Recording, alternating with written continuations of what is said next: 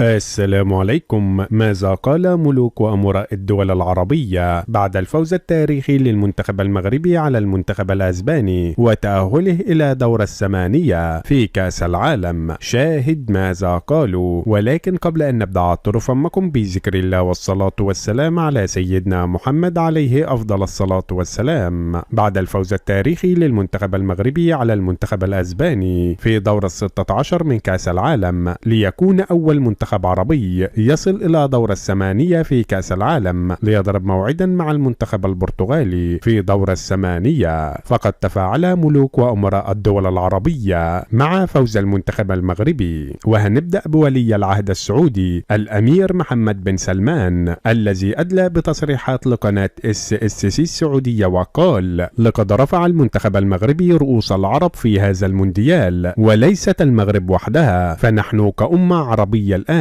جميعنا يد واحدة من أجل تشجيع المنتخب المغربي في المونديال، ونأمل جميعنا أن المنتخب المغربي يهزم المنتخب البرتغالي ليتأهل إلى قبل النهائي، وهذا أملنا جميعا. وأنا سوف أحضر مباراة المنتخب المغربي مع المنتخب البرتغالي مع سمو أمير دولة قطر الشيخ تميم من أجل مساندة المنتخب المغربي. بينما تفاعل الرئيس المصري عبد الفتاح السيسي وأدلى بتصريحات لإذاعة الشباب والرياضة المصرية وقال: عندما تتوافر الإرادة فعندئذ ستنال النجاح. هذا ما حدث للمنتخب المغربي أمام المنتخب الأسباني، فالكل كان يعتقد أن أسبانيا هي من ستفوز، ولكن أبطال المغرب أثبتوا لنا أن المستحيل ليس عربي، وهزموا المنتخب الأسباني وتأهلوا إلى دور الثمانية، فهم شرفوا العرب في هذا المونديال. ونأمل جميعنا أن نتعلم من هذا الدرس جيدا من فوز المنتخب المغربي ونتعلم منه في جميع المجالات، لأننا لسنا أقل من أوروبا والدول المتقدمة. بينما تفاعل رئيس دولة الإمارات العربية المتحدة محمد بن زايد وأدلى بتصريحات لقناة أبو ظبي الرياضية وقال: لقد عشت لحظات عصيبة جدا في مباراة المغرب مع أسبانيا، وخاصة عند ركلات الجزاء، فأنا كنت على أعصابي، ولكن الحمد لله المنتخب المغربي رفع رؤوسنا كعرب وتأهل إلى دور الثمانية، وسوف أقوم بشراء 10,000 تذكرة وتوفيرها للجماهير المغربية لكي يشجعون المنتخب المغربي من المدرجات، وهذه أقل هدية أقدمها للجماهير المغربية. بينما تفاعل الرئيس الجزائري عبد المجيد تبون وأدلى بتصريحات للإذاعة الجزائرية وقال: نحن كجزائريين مع إخواننا في المغرب ونشجع المنتخب المغربي في المونديال. وربما يعتقد البعض من الأشقاء المغاربة أننا لم نشجع المنتخب المغربي، ولكن هذه ليست حقيقة، فالمنتخب المغربي شرف القارة الإفريقية ورفع رأس العرب في هذا المونديال. فالمنتخب المغربي قدم مباريات استثنائية في هذا المونديال، وأتمنى تأهله إلى قبل نهائي المونديال والفوز على البرتغال. وفي النهاية ادعوا معي للمنتخب المغربي: اللهم انصر المنتخب المغربي على المنتخب البرتغالي، اللهم اجعل مرمى المنتخب البرتغالي مليئة بالأهداف المغربية، اللهم اجعل مرمى المنتخب المغربي سدا منيعا ضد رفقاء كريستيانو رونالدو، اللهم انصر المسلمين والعرب والأمازيغ في هذه البطولة، اللهم آمين يا رب العالمين. وفي النهاية لو أنت محب للمنتخب المغربي اضغط لايك على هذا الفيديو، ولا تنسى الاشتراك في القناة ليصلكم جديدنا.